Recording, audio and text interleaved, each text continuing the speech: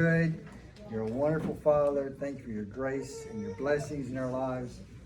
Lord, we just ask that you'll be with us tonight, and may nothing be said or done that's not of you. We ask that the Holy Spirit will be the teachers, and Lord, we'll just be obedient to you. And Lord, may this be a spiritual, fruitful time, and especially with our marriages. In Christ's name, amen. Kathy, is that thing on? Yes. Okay, very good. All right. Thanks to What's you. the topic tonight? I mentioned it last week. What's the topic? Y'all weren't listening, were you? Perseverance. And I'm biased, but I think this might be one of the most important sessions we go through. And it's on perseverance, because to get through a marriage, you gotta have it, right? And so we're gonna break down, we're gonna do lots of different things. Don't worry, I'm not gonna put you on the spot. I am putting one couple on the spot, but they know it's coming. But we're gonna look at really two areas where perseverance is really needed. And we're breaking down one, as a couple and just going through life. Now we all have to go through circumstances that are challenging, right? And it's during those times that we gotta make up our mind. We're going to persevere, or we're not going to persevere as a couple. What are some of the events in couples' lives that it's challenging, it's tough? What's that? Children. It is, especially when they're small. I'm going to give you some interesting observation I had making that far tonight. But children, it changes the dynamics of a marriage, and if you're not prepared, especially the husbands, you realize I'm no longer the guy, and she has to really work hard to not make him feel that way. But we have to understand as husbands, that's it. I mean, we got to understand the roles so they shift. Some other times that other circumstances people struggle through at times. Finance, that's exactly right. Finances is, they say, it's the number one conflict in a marriage. And we're not going to talk about finances. It's kind of my thing, a little bit, right, Tammy? Right. And that's how we met. We called it personal finances. But yeah, that's a struggle. Sometimes when it's challenging at work, it's tough. And sometimes we get all these things at one time. Can you put up that first slide? All right, who is that? You better say my wife Cheryl, okay? I have my brother who's an artist who do this, what's it called? Character. Yeah, character. And I don't know if you can see it very well, but she's on a computer, she's working, she's got those 3 rug racks running around and unplugging, and it's just chaotic. And we look at that and we go, well, that's fun. Yeah, I know. That was a real challenging time for us for a number of reasons. One, you bring in 3 kids, okay?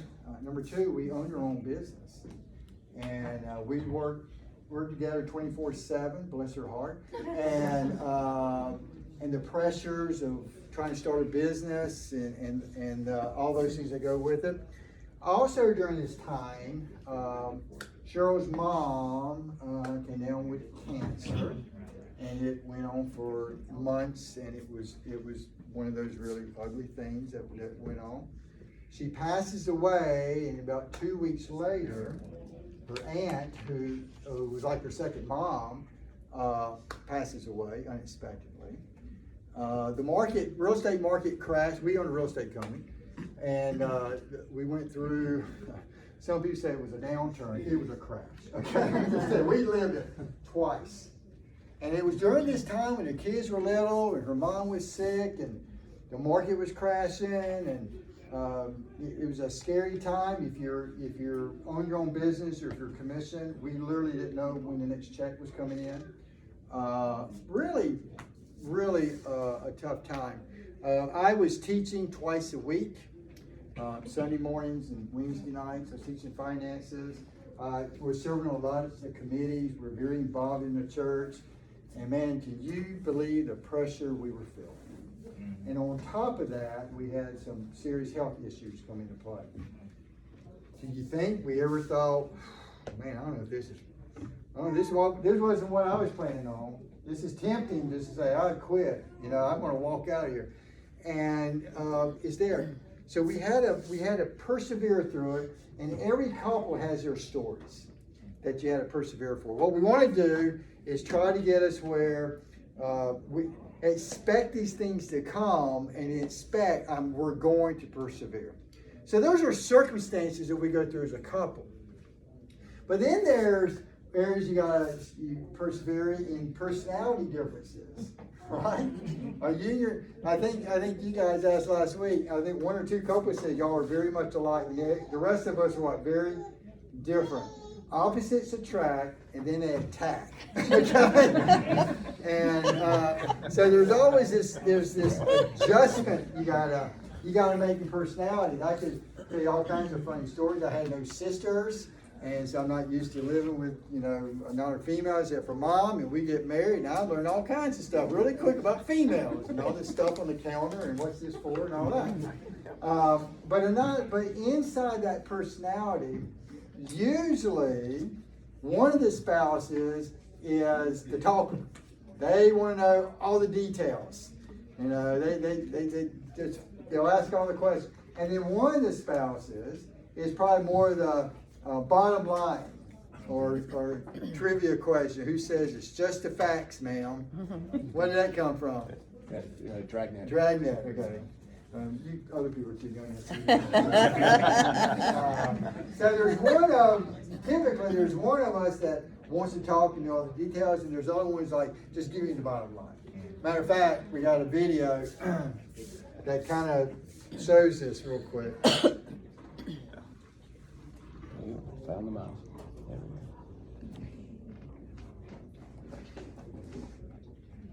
Can you see it? Yep.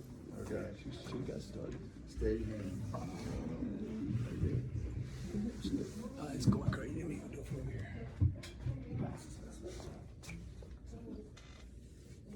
Your backside's on the video over here.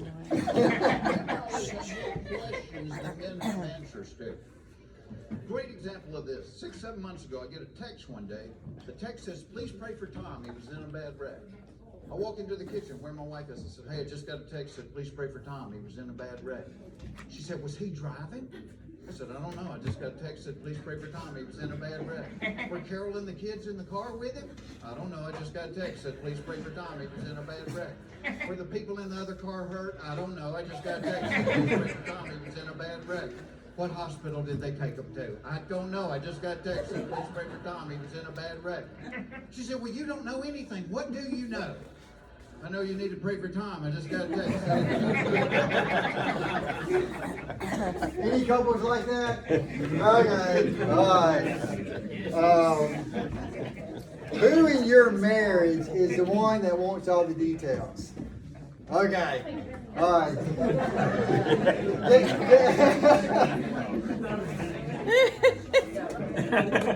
Guess who it is in our marriage who wants all the details? You got it right. And this is what happens. True. She may go on to a ladies' get together for our Sunday school class, and she'll come in, okay? And what do I ask? What did y'all do? Who all was there? What did y'all eat? That's Everything true. you can think of. Yeah, I just want to know. And but if she goes on to a get together for the ladies, and if I go off to a get together with the men, Not the ladies. right? Yeah, there would be. And I come, and then how does the conversation go? I come in, I go, "Boy, we had a great time." And she'll say, "Well, that's good." I said, "We had a bunch of guys to show up." "Oh, really?" Cool. "And the food was awesome." Nice. Now, she doesn't ask questions because usually she doesn't have to. I'm gonna tell her all about it anyway. So sometimes you just have to persevere, okay? Another opposite, and Martin Cathy touched on this, and he stole my thunder last week, but we're gonna do it anyway, is in the car. You find you guys are different in the car sometimes, driving, and well, this is one I think is gonna apply to a lot of it. This is a Christian comedian. What's his name? Tim Hawkins. That's right. I love marriage. Marriage is awesome. It's so beneficial. So many benefits for a guy when you get married. When you get married, you're a guy, you get a little helper in the car. I love my little helper in the car. She knows everything about driving. It's very convenient for me. But sometimes I get confused. See, I don't know how I get anywhere without my helper in the car. I'd probably be bouncing off trees and buildings and stuff, but she's there to help. Like she tells me when the light changes colors and everything. Like it's green, thank you, Albert. Because I was confused, I didn't know. Thanks, Captain Prism. She's very helpful in the car for me. I always know how fast I'm going with my helper. She lets me know. You know how fast you're going? Yeah, I got a speedometer right here, but thanks to the back car. That thing ever snaps in half, I got you to back me up. When you see old guys driving 35 on the freeway, it's not because they want to, they've been trained to, for crying out loud. Their foot has been governed by a woman. You ever see like, oh, I want to go faster, I just don't think I should. I just feel like something horrible's gonna happen if I go any more. Gonna get an ice pick in my ear hole or something bad's gonna happen, Lloyd. She's very helpful in the car. That's right. She gives me statistics when we're in a car. That's right. You know that men have the most accidents? Gee, I wonder why that is.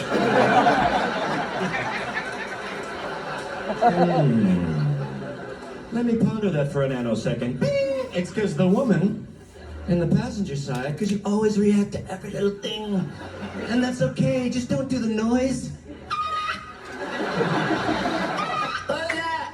That was the garage door opening, sweetheart. We haven't left yet. Can you give me a change of pants before we go? I'm gonna work for the gala. I'm sorry, it was Silver was moving. I thought it was a Volvo. I'm sorry. We were driving one night. It's like 2 o'clock in the morning. And it's just, I'm just so tired. I'm just hallucinating. My wife's just sacked out. She got that eyelid.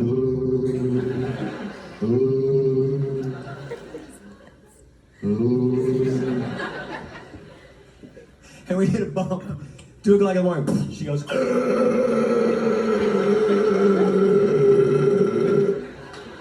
Are you okay?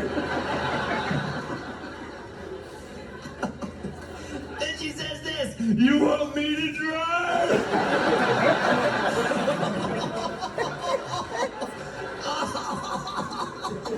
Oh, what would Jesus do?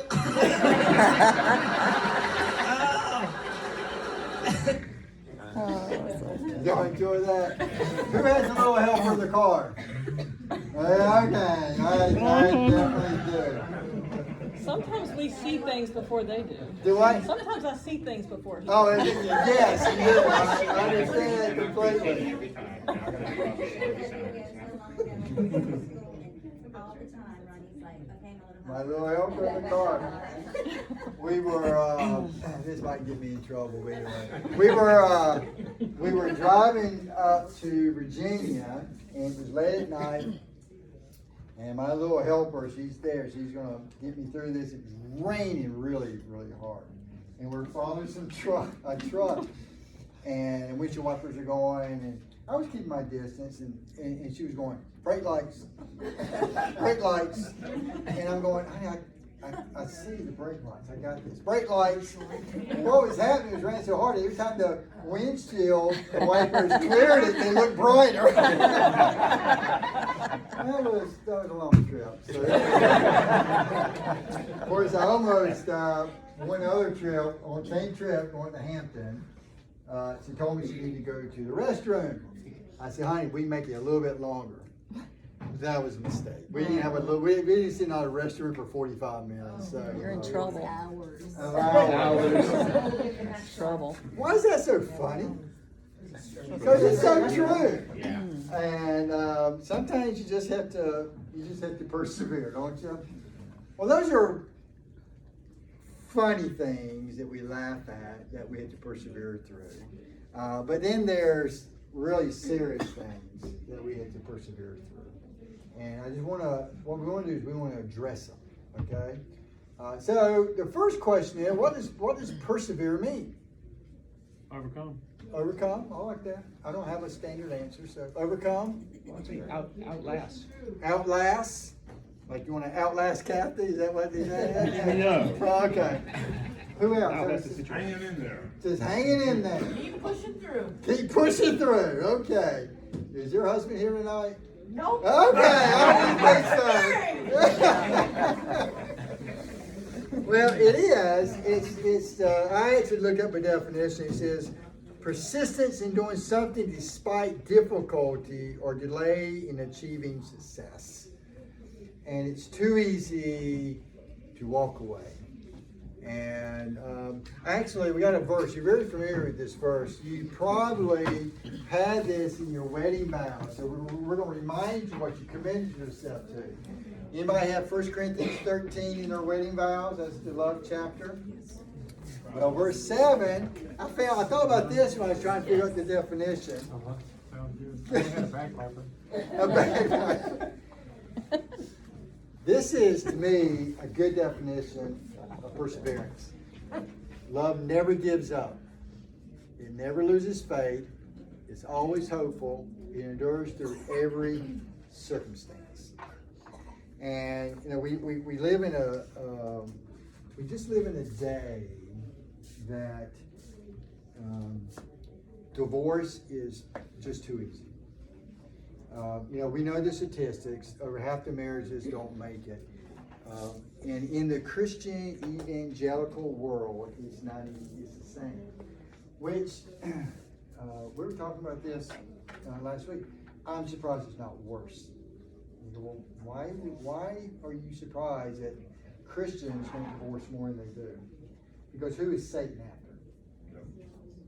See, the unbeliever doesn't have to worry about Satan as much getting inside their mess because they're unregenerated people. They've got that, they don't need as much help to create conflict because it's just who they are. It's their natural nature. But for us believers, Satan's on us and he wants to destroy the family, and it is happening. And everyone has either been through it or you know someone's been through it. And I would dare say probably about every family in here has been affected somehow through it. Okay? So we're going to look at who's our guy? Gary Williams, Thomas, Fred, whoever he is. We're going to watch this DVD, and then we're going to come back, and we got something special for you a little bit. Y'all need the lights off for this. Will you fall asleep if I turn them off? Yeah. There's an honest answer.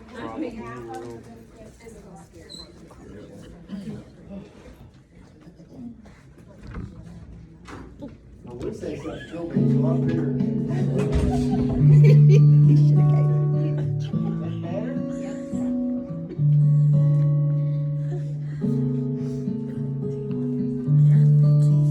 You're making me look good.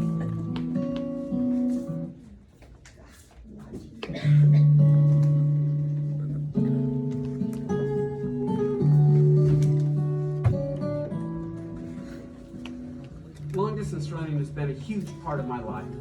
Some of my friends think I'm kind of crazy this way, but for me, going on a long run on a day like this through the woods, it can be a highlight of my week. You know, when I think about it, there are a lot of parallels between marriage and running. Certainly the biggest one that comes to mind is that marriage is far more like a marathon than it is a sprint. And having done a number of marathons, I'm pretty familiar with the stages you go through in a race like that. There's the excitement at the starting line. You've been preparing months for this day. You're filled with energy and excitement about the challenge ahead. It really reminds me of a young couple on their wedding day. They're eager to get started. They've been planning for months for their new life together to begin. But then once the race begins, that's when the trials start. You might have a couple of hills that really take the energy out of you. You might go through some difficult times. You start to wonder, why am I doing this? You may even begin to wonder, can I finish this? Can I see it through to the end?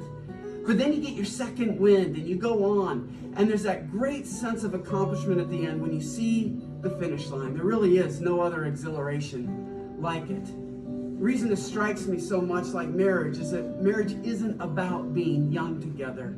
It's about growing old together. It's a long race that two people do for the rest of their lives. What we're going to talk about in this session is the power of building a sacred history together. The meaning that comes by persevering throughout the seasons of life and the depth that gives to our relationship. So let's get started.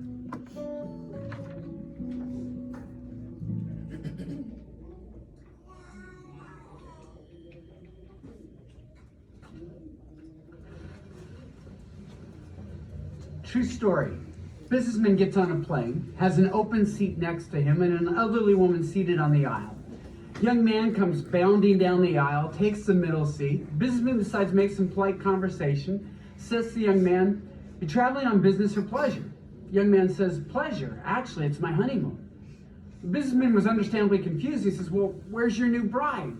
He said, "Well, the plane was too full. They couldn't seat us together, so she's seated a few rows back." So the businessman started to unbuckle his seatbelt, saying, "I'm happy to give up my seat so you can sit next to your new bride." And the young man stopped him saying, "No, please don't. I've been talking to her all week long and I could really use a break." I mean, that's going to feel like a long marriage at that point. And yet I think that's a good metaphor for the marriage relationship. It is a long journey or a long race that two people take together. And I want to talk in this session about the sacredness of building that history together.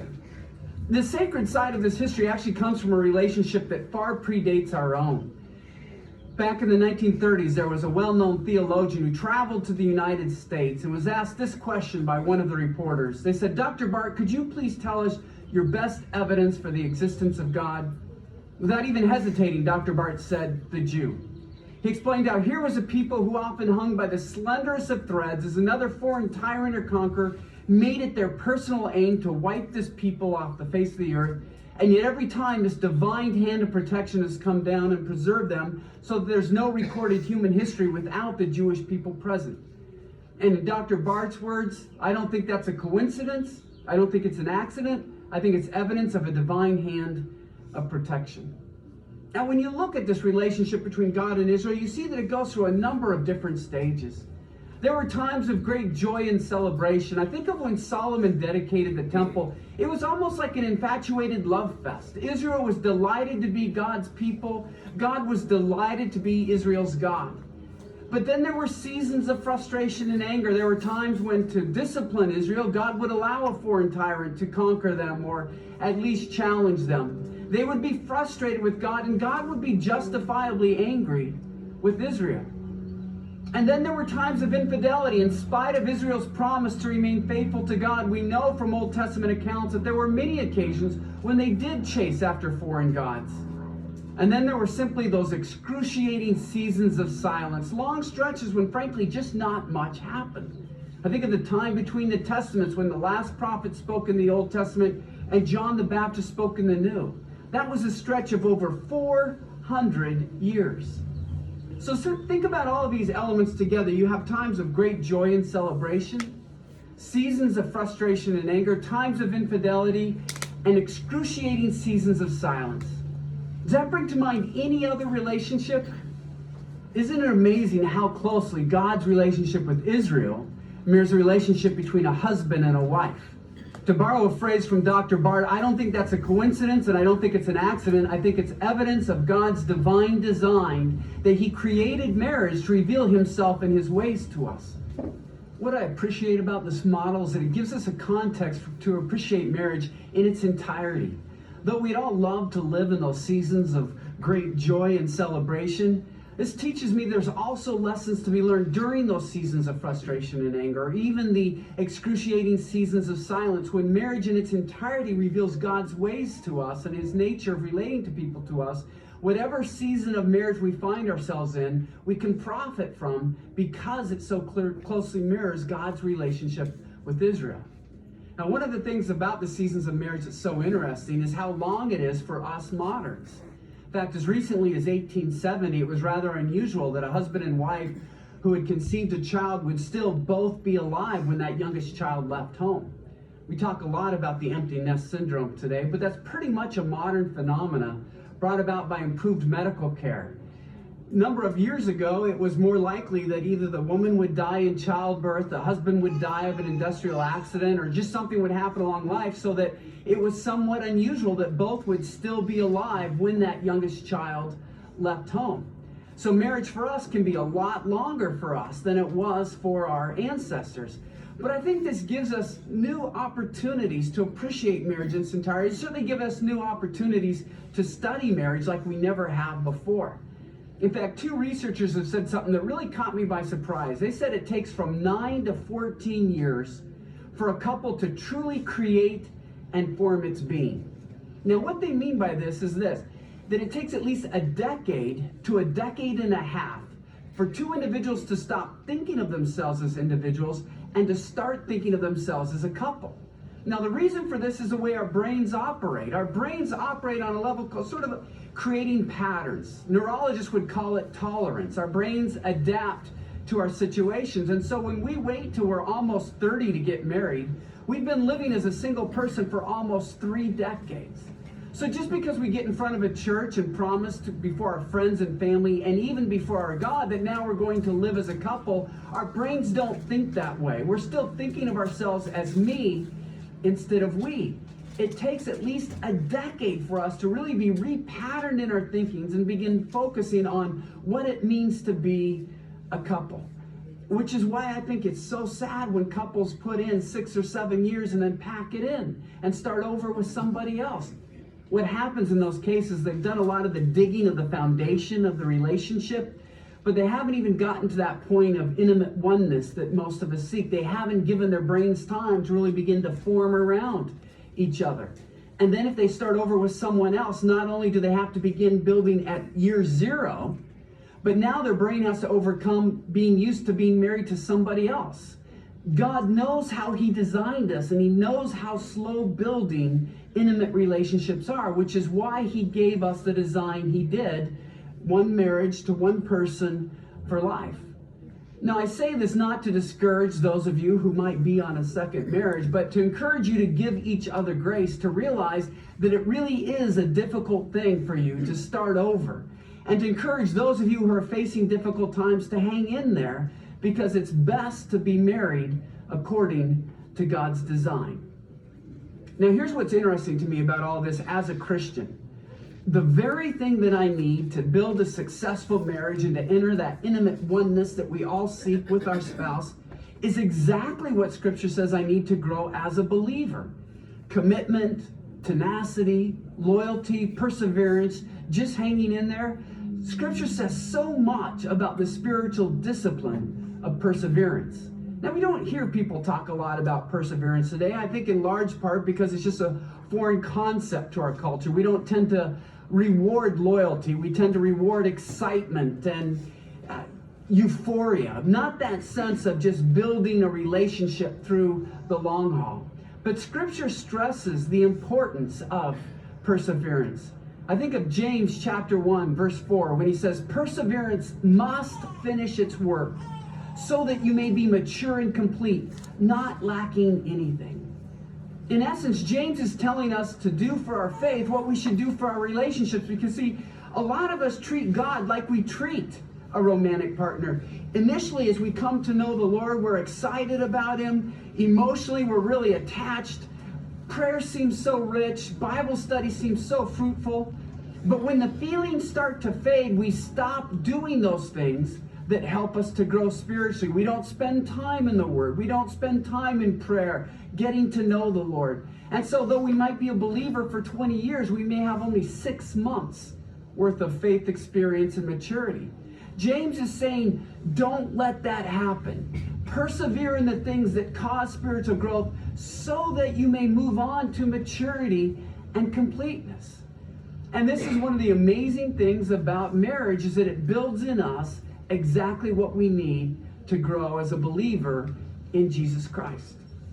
There's a study done in a journal called the Social Psychology Quarterly that said couples who make it to their 35th wedding anniversary tend to experience the same satisfaction as they did when they were newlyweds. This after marital satisfaction and intimacy tends to drop during the first 2 decades.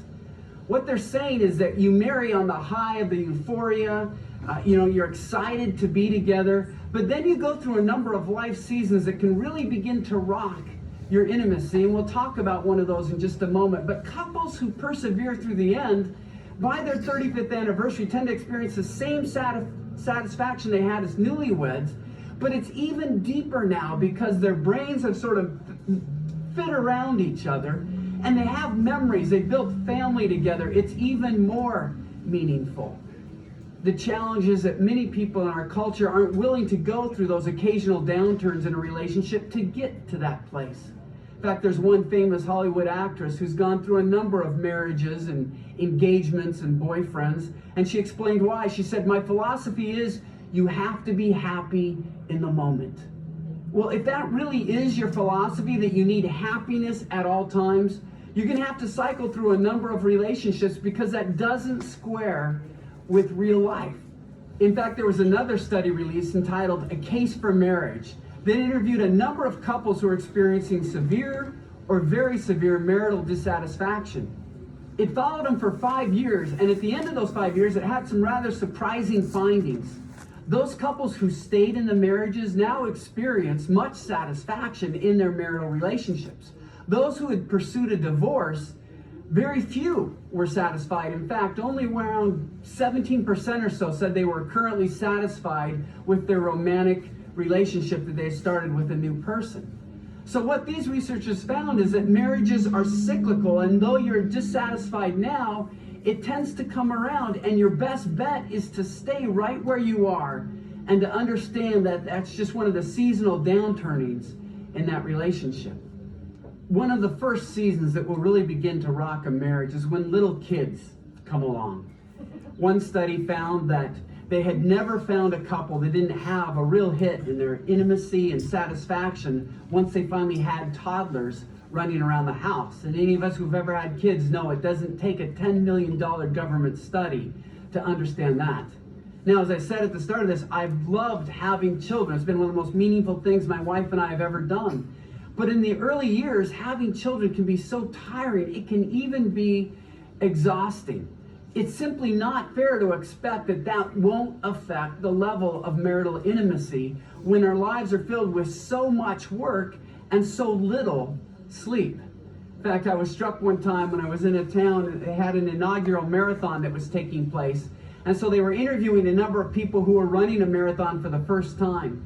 They came across 5 middle-aged women, all sisters, all running a marathon for the first time, and they asked them, "Why would you begin doing this at this point in your life?" The lead sister said this, "Well, we all have kids, and we figured if nothing else, we at least will have a day to ourselves away from the kids." Really what they're thinking is, we are so tired, we need a break. Let's go run a marathon. To them, that seemed like a break. That seemed like a rest.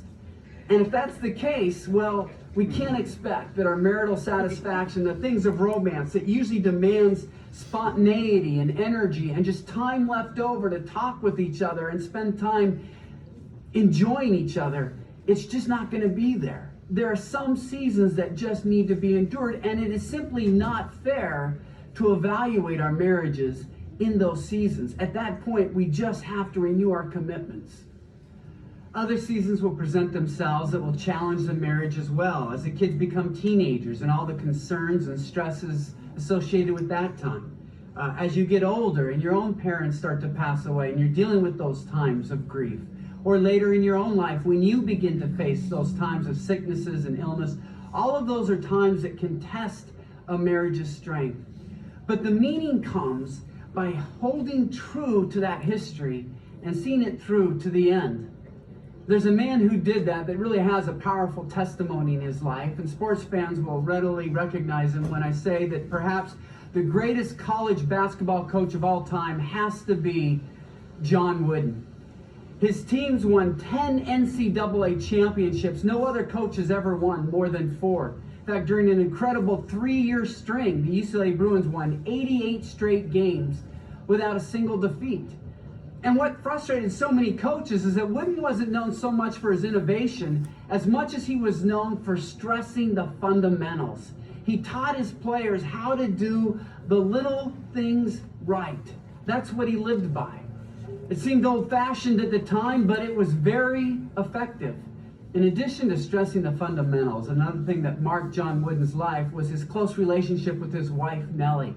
One of his former players told me about how before every game, John Wooden would look back in the stands to make eye contact with Nellie. They had a very close relationship. She would always sit at the same place at every game. In fact, even today, as part of his celebration of his life with Nellie, John Wooden will write her a letter on the 21st of every month. Talk about their favorite memories, how she's made him the man that he is. And then he folds up the letter and he puts it in an envelope, and he walks the envelope into his room and he leaves it by a pile near where he sleeps. That pile now has over 200 letters because his wife Nellie actually died in 1985 after 53 years of marriage. But John Wooden still sleeps on the same half of the bed that he always did. In fact, last I heard, he still sleeps under the same bed covering because he can't bear the thought of not being under something that doesn't have just a trace of Nellie's DNA in it. He was visited by a reporter from Sports Illustrated one time who just has so much respect for the renowned John Wooden, his success, but even more his character. And the reporter found himself in an awkward situation. How do you tell a man in his 90s that you hope he doesn't die because there's nobody else like him that could ever hope to replace him? John Wooden sensed where the reporter was going, and he stopped him and he said, "Rick, I'm not afraid to die. Death is my only chance to be with Nellie again. Death is my only chance to see Nellie again." And I think of how much John Wooden has in this world. Unparalleled fame, being the best at what he's done, better than anybody has ever done it. Having plenty of resources. He can command $100,000 for a single talk if he wanted it. Who knows what publishers would pay him to release another book. He can hardly buy a meal in the LA area. Everybody wants to buy lunch for John Wooden or his dinner. He literally has experienced the best that this life can offer, and yet he's saying, I'm willing to leave the best this world has to offer if I could just hold the hand of my wife again. Now guys, let me talk to you for this moment, because if we were to see Nellie today, now in her 90s, maybe driving 5 miles below the speed limit in the left-hand lane, or clogging up the aisle in the grocery store, she's trying to find her 15 cents off of Tide coupon or something like that, we would just see an elderly woman. But to John Wooden, that woman would be worth more than the best this world has to offer. That's the power of love. That's the power of building a sacred history together throughout the years, raising kids together, going through sickness, going through all of those seasons, and at the end, you can't even imagine your life apart from each other. In fact, there are a number of institutions that have wanted to name themselves the John Wooden High School or the John Wooden Court. In every instance, John Wooden said no, unless it became the John and Nellie Wooden School. He said, I didn't live this life alone, and I won't be remembered alone. Our marriages take on an entirely new meaning when we build this sacred history together. You know, there's something that a lot of marathoners will often take a couple weeks before a marathon. It's called potassium citrate. You take one tablet every day for a couple weeks before the marathon, because one of the real challenges to successfully completing a marathon is leg cramps. Your legs just get tired. And cramps can stop you cold. It doesn't matter what kind of shape you're in. If your legs cramp up, it's going to be really difficult to finish the race. Unfortunately, there's no magic pill for a marriage. We're going to go through those seasons when we feel like we're cramping, when we can hardly move forward. But we need to keep that goal in mind. that slowly we are growing together. We're building a sacred history together that'll help us through the difficult times, through all the seasons of life.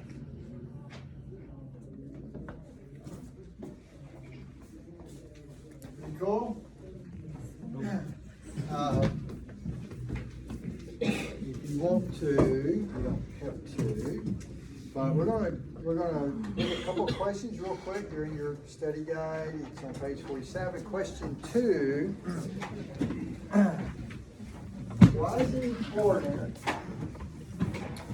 to honestly acknowledge that every marriage will have seasons of incredible intimacy and painful distance, of romantic bliss and relational tension? So why is it important that we acknowledge it's just going to happen, it's going to come?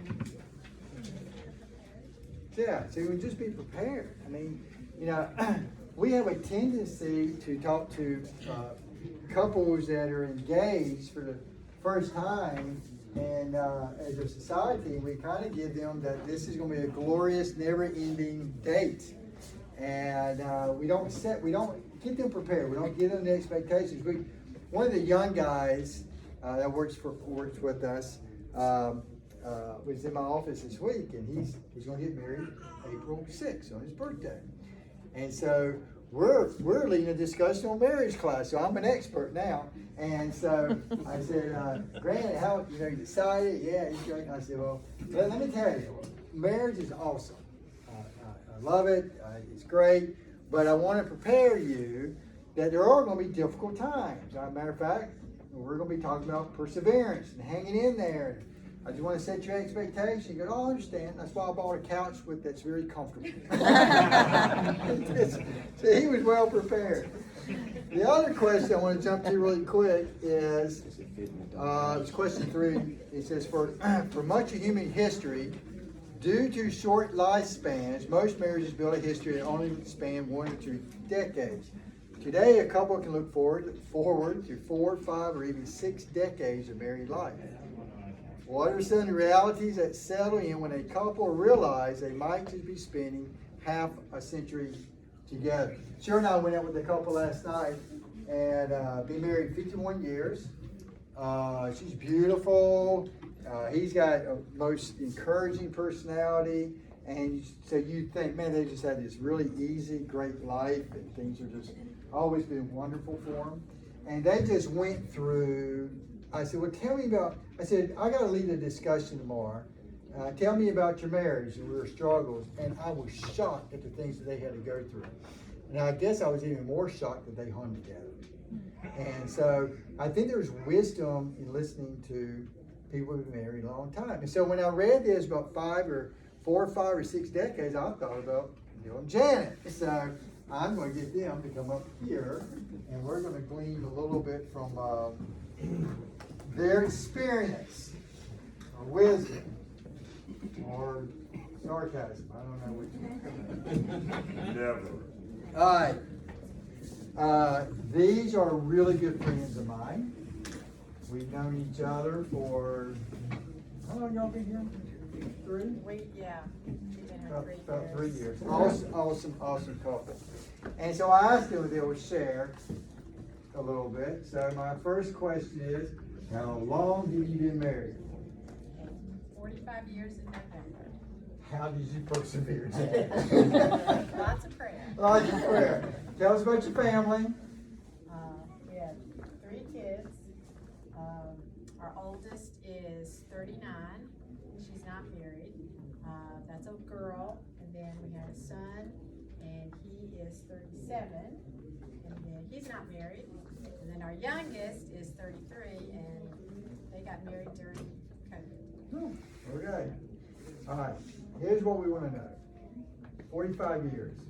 Every moment's just been an absolutely wonderful blessing and great, right? Good answer, Neil. Tell us a little bit about some things. 45 years of marriage. I mean, that's a long time. Tell us some things that you had that might encourage us who have been married quite as long as you. Things that you went through, you had to persevere through, that type of thing. Neil is an amazing man. He knows how to do everything. He's like a geek with a personality. That's a good definition. That's the nicest thing you've ever seen. Yes, he's got a servant's heart, and you know, we almost didn't start dating because he's so much taller than me, but he wooed me over by his, you know, his love and his attention, and it was great. So we got married, and then we came back from our honeymoon, and he started a new job, and so he was dedicated to that, and he had some travel, and well, then I was kind of the focus of his attention before we got married. And then after, you know, since he could do so many things, he would help different others, and his parents lived in town, and so he'd help them. And so sometimes I started feeling like I was a little slighted. Well, then we had 3 kids along the way. The girls were pretty easy. We had a prodigal son in the middle who was a challenge. And Neil was gone a fair amount. He was usually home every weekend, so that was good. We actually went through a time where I felt like, so I wrote a thing that he has an affair with his laptop because he was so busy with that. His job was very demanding, and there was a time when I took off my wedding band and my engagement ring, and I didn't wear it for a while because I just felt like we were so disconnected. But in our vows, we had said, you know, they say, I'll never leave you or forsake you. Or in our vows, we said, I'll never leave you or divorce you. So that was not an option. So I was like, somehow we're going to get through this. But, and we did. And I would say a real important thing is communication. That you can be able to come together, and that the spouse knows they can come and talk to you about anything, and that you're not going to, you know, judge them. And lots of times one of us will say something and it comes across entirely different from what we meant, and you don't realize it until you sit down and talk and have a conversation. It's like, oh wow, I can't believe that's what it seemed like to you, because that wasn't what I meant. And that just, you know, it really helps to do that. And I don't know if any of you ever watched the Hallmark movies. But like, Nobody what I hate about the Hallmark movies is, like, you know, they're like 2 hours long, for like the last 20 minutes, all of a sudden there's this misunderstanding, and instead of them talking to each other, they just think the worst and they go their own way. And it's like, that is so stupid. Why don't you just ask him about it? They don't do that. They finally do get back together. Well, we had a situation not too long ago. This is in our marriage, but Mary Beth. So Neil is really great. He decided that he was going to send a really nice text message to me and to each of the kids individually. You know, I love you. I'm proud of you. You know, and hope you're having a great day. And I don't remember, you know, what all you said, but so our youngest, she was getting ready to go. They were going to go on like a little mini vacation. Well, I get this phone call from her husband, Brendan, and he said, I just wanted to know, is Neil okay? And I said, yeah. This was not that out of character, okay? He actually called Neil's phone when Neil was in the shower, so I picked it up. And he said, well, Mary Beth is freaking out because she tends to get anxiety easily. And she's freaking out because she thought maybe something was wrong. Like, Neil was really sick, and like, but we didn't want to tell her because they were getting ready to go on a vacation, like he was going to die. So it just seemed like it was, you know, goodbye, farewell. And so I said, Mary Beth, why didn't you ask me? And she said, well, I know y'all never lie, and so if I were to ask you, then you'd say something. And so Brandon had gone into the bathroom. They were waiting at the airport to call up and make sure that Neil was okay. And, you know, she was able to laugh about it then. But it just, you know, it shows that it really is important to. I'll share a couple things. So, Jana is a real trooper. I mean, she hangs in. Our personalities are very different, okay? When we first got married, one of the first things I remember in admonishment was, I'm not one of your brothers. Because I would pick her up and, you know, all those kind of things. And it's like, I grew up with 3 brothers and a sister, but she was the oldest. So I was always messing around my brothers. So I had to be a little bit more tender and a little more gentle with my bride, which I was. But one of the things they said will kill a marriage is building a house. We've done 2 of them, okay? And when I say build a house, to the point where I was the general contractor and Janet was the purchasing agent, if you want to think about it that way, the scheduler, the interior decorator, and on our last house, she actually drew the plans for it. So, you know, there's a certain amount of stresses that go with that. And I will say that Janet hung in there. I mean, I remember when we were finishing up this house, we had built the main house and we were then adding the garage to it. Anyway, long story short, it was kind of a 2-piece thing, but it was a January morning and they were getting ready to, you know, come and pour the concrete, but they needed the exact markers at the points. So I'm out there with a Transit and it was like in the teens with the wind blowing, okay? And I said, honey, if you'll just go, and Janet hates to be cold. I said, if you'll just go out there and hold this measuring stick, I'll sight it and we'll do the measurements. I'm looking through it and the measuring stick was like this. She was so cold. So she came and sat in the car, warmed up for a minute, got out there and did it. But I thought, she hung in there and we got that done. But that's been our life. I mean, when I was out of town and couldn't be there, and one night with our prodigal, Josh threatened to move out. And Janet calls me and it's not a good time on the home front. And I said, help him pack his bag. I wanted her to get relief. As much as I didn't want my son moving out, she was so much more important than my son, and our son. And so she literally helped him get the bag out of the attic and move out. And that same son today, I have a Bible study with every Saturday and trying to help him with his walk with the Lord. And they do turn around. So if you're going through the throes of parenting, there's hope. There always is, but only with Christ. So. Good. That's great. Thanks, guys. I didn't know that first part Janet talked about, and because whenever I look at their marriage, I've always thought that's the model. That's the marriage you want to see. And one of the things that he mentioned is the longer you get past that tough, I think he said 9 to 14 years, you get past that, and especially when the kids get a little bit more on their own, it really can get much, much stronger about it. We'll get back to that in a minute. But anyway, I want to change our thinking for a little bit. Now, our thinking oftentimes is, can I hang in there? Can I persevere through this marriage? You know, can I put up with him or her? And I think we need to change our thinking to, will she stay with me?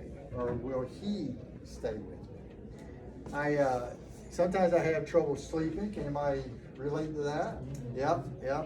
And so my turn was coming up to lead our discussion, and so it's on my mind. I woke up typically about 2:30 in the morning, and I'm wide awake, and the hamster's running in that wheel, and some of you can relate to it. And I get up and I eat some peanut butter to try to get my protein stuff and settle down. My mind is still running. So I walk in my study, and I grab a legal pad, and I just started writing what was on my mind because I was thinking about you guys. And it was surprising what I came up with, but I went back and I'm thinking about the younger couples to begin with. Older couples we're going to get to you in a minute. And I was thinking about my personal observation, what I have seen in my life. Not studies, I didn't do any of that. And I started writing down names of people, younger couples, probably less than 10 years, that got divorced, that were good friends of mine. And I looked at it and I said, well, what do they have in common? Well, typically, probably all of them married less than 10 years. They were faithful to the church. They were here when the doors were open. They were very involved. Some were actually church leaders. They didn't all go here, but most of them did. They all had small children. And the biggest one is no one thought this couple would get divorced. No one. And it shocked us when we found out. And I look at that and I'm trying to figure out, how did that happen? What went on? Now this is just my observation from this. In those cases that I could think of, it was the wife who left, which is a shocker because usually TV makes the guy work. It was the wife, and I thought, well, that's interesting. And then this plays into exactly what Janet was saying. And I went, well, I thought, well, why is that? Why was the wife the one that was leaving? And I started thinking about the different wives here. And most of the ones, if not all of them, in these situations, the wife was quiet. In other words, she didn't do what? She didn't express how she felt. And of course, they got the small children going on. There's lots of things going on. She's not expressing it, and I'm going to tell you, everybody has their limits. Don't think that he's not going to walk out and she's not going to walk out. Everybody has a limit. And we look at statistics, you got about 50-50 chance to make it. And we better get serious about it. We better be willing to persevere. I don't know why in the examples that I remember, it was the wives. All I know is that's who Satan went after in the garden. And what was Adam doing while Eve was being lured into by Satan? What was Adam doing? Sitting around. He was there doing what? He watched. He didn't protect his wife. He didn't protect their relationship. He didn't stand up for her. And I look at that and I thought about all these couples and I thought, well, what do we own? I mean, what's the deal? And you tell me, and I'll give you one quick story. Why do you think in these situations, and it works both ways, but in the situations that I was thinking about, why were the wives leaving? Why? And the husbands were caught completely off guard, totally shocked. Matter of fact, one guy told me, we met, and I said, well, what's going on? He was upset. He said, she just came in one day and says, I'm leaving. And he said, oh, where are you going? No, I'm leaving. Well, when you come back, no, I am leaving you. He said, I didn't have a clue that she was where she was in that relationship. Because they didn't do what, Janet? They didn't communicate. They didn't talk. And he had no idea. What's that? You have to listen too. And you gotta listen we too. can talk a lot, but if the other partner is not hearing what you say. Well, that's true. That's communicating. That's the communication that I think sometimes we He's buried his hat. Sometimes they think, I'm not knocking on him, just me too. Sometimes, you get we're all caught up in our own head, and we hear what we want to hear. Right. Even if they're communicating That's right. something to us, we're hearing. Well, that's exactly right. That's what Janet said. So why were the wives? I mean, I don't know. I got one easy answer. These weren't met. She wasn't expressing her needs to him. Okay. That's a good answer. Her needs weren't being met, but maybe he didn't know. Neglect. I knew one of these couples was better than most of the other couples because one of them worked for us. The husband worked with us. And I'll just say this, and this leads right into Cindy's comment. He was a very good golfer. He played golf all the time. And they Not me, I'm not a very good golfer. Actually, he is. But anyway, that's not a story. They had 2 children at home. He was out playing golf a lot and gone. She was a quiet type. She never expressed it. And he went home one day and she was gone with the kids. Shocked that happened. My guess is, I don't know her that well, but my guess is her love language was probably what? Quality time. And he did not know that. Are you familiar with what the love language is? Is that just the old guys, young guys understand? Can you put them up really quick? There's 5 we're going to hit really quick.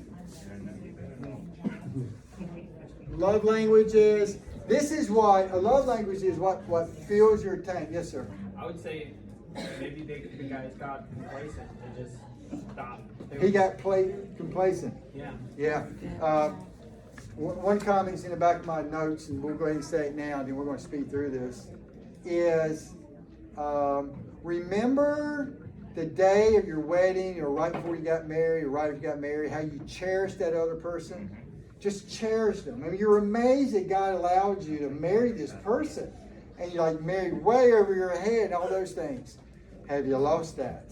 Have you lost the wow factor? If so, that happens. That's just part of it. Ask the Lord to give it back. But anyway, love language, really quick. This is how someone feels loved. Okay? And if they don't feel loved, you're in trouble. And your love language is probably totally different from your spouse's. Okay? Acts of service. Okay? In other words, when you serve that person, their love tank is getting full. Quality time.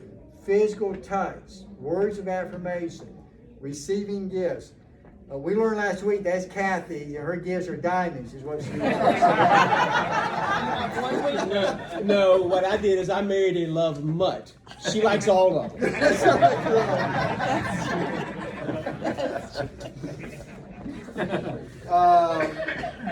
Do you know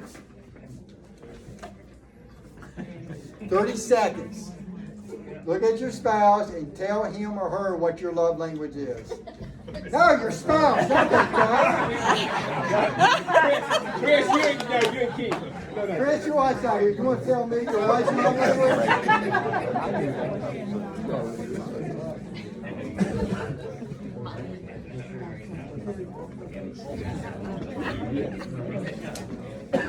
Okay, everybody good? How many?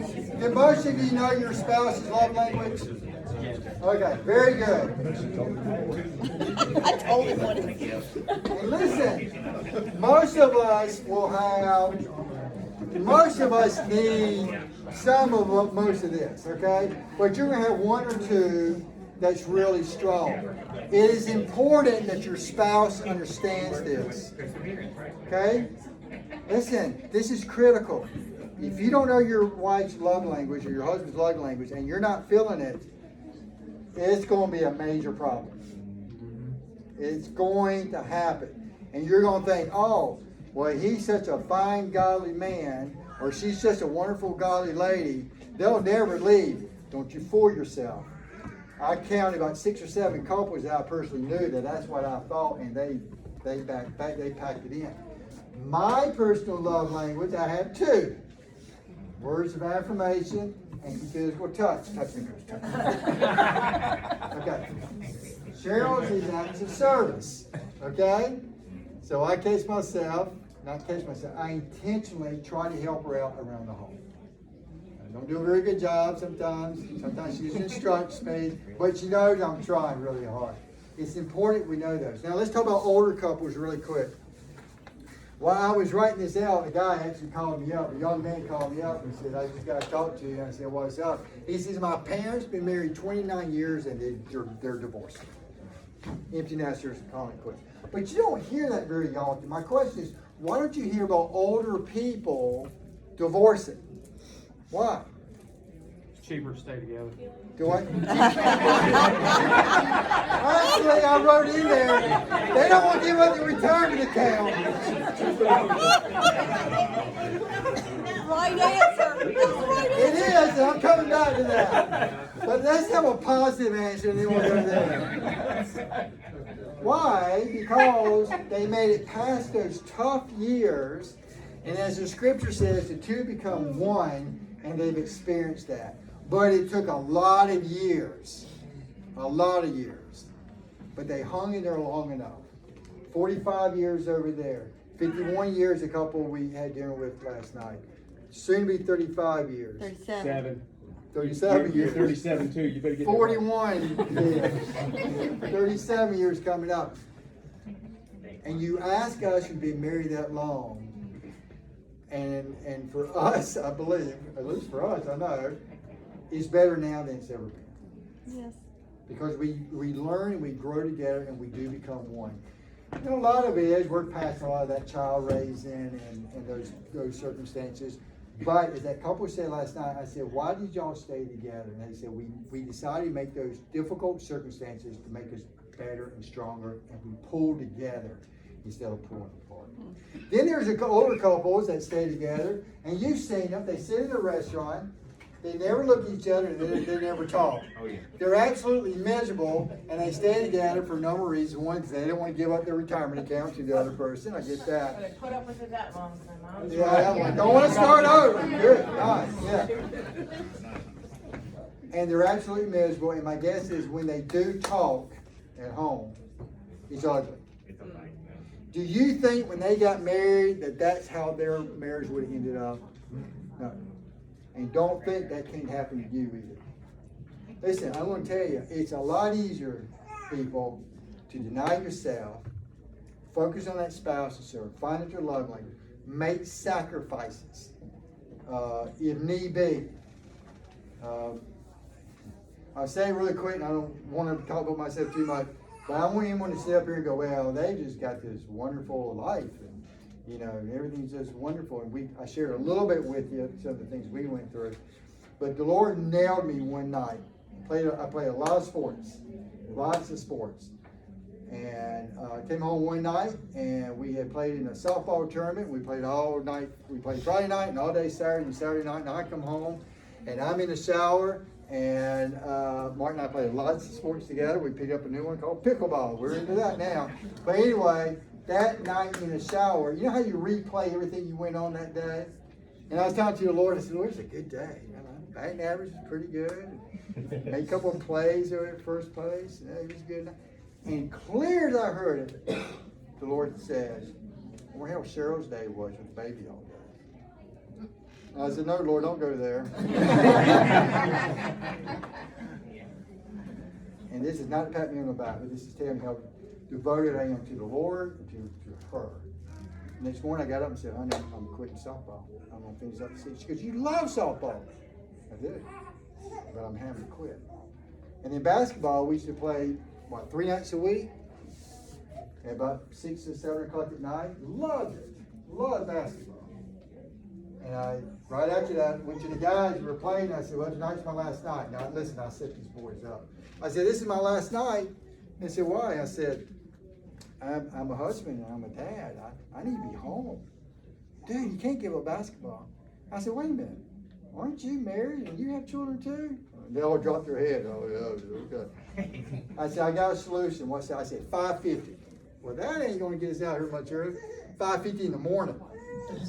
And so Mark and I decided our marriages and our kids was more important than playing basketball. So we started playing at 5:50 in the morning. I am not a morning person. Okay, that was a struggle. Third one was my business. As being in real estate, that's okay because that's my granddaughter. Being in real estate, I made a commitment that I was going to be home by 6 o'clock and I don't work weekends.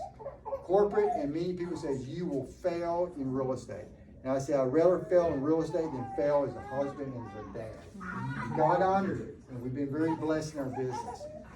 That is not to pat me on the back. The point of the story is you must be willing to get your priorities straight, make sacrifices, figure out their love language, put them first. And there's wonderful scriptures that say we love Christ, but He loved us first. And you know that verse that says, we always use it in finance, and giving it, so I give it to you, press down, shaking together, run it over. That's always used when they want to raise money. Okay, it's a fine principle, but that's not what they're talking about.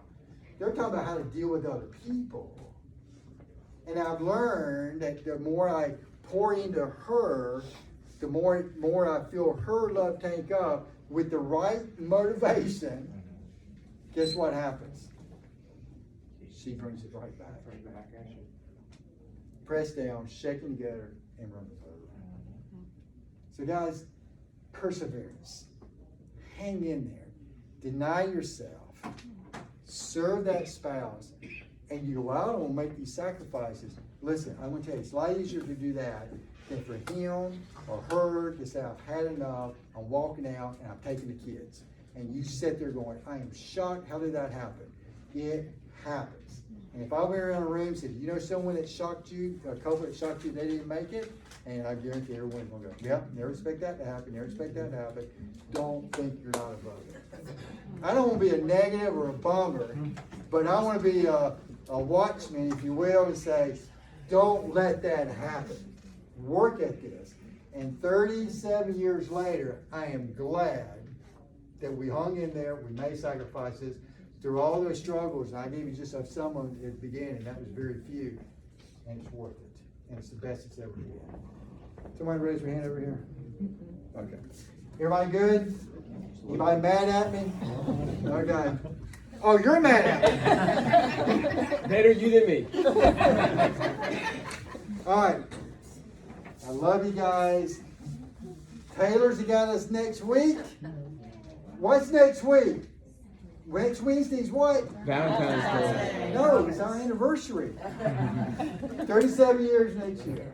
But you don't want to miss next week, because has anyone looked ahead at what next week is about? Sex. He'll do. Hey, 45 years of marriage. I told you it gets better.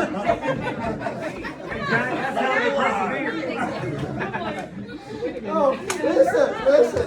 I know we gotta go. This is working.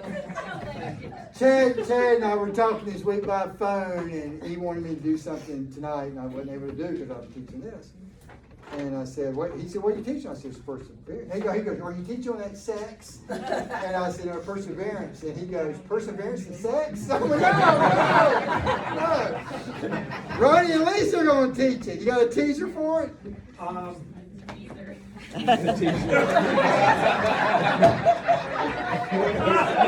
that say? Oh, yeah.